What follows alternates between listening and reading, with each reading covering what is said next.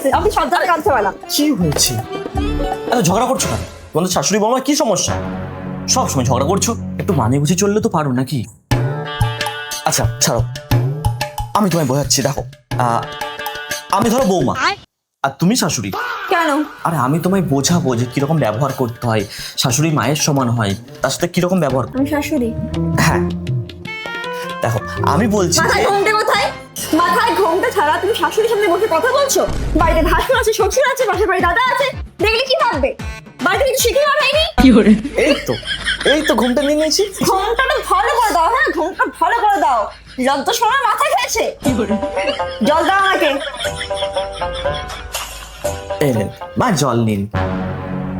হ্যাঁ সেই আমি এখন বোতলে জল খাবো। কেন গো, আমার কি এত খারাপ দিন পড়েছে যে আমি এখন বোতলে জল খাবো? বাড়ি থেকে গ্লাস দিয়ে দেখে হাতে পঙ্গু হয়েছে।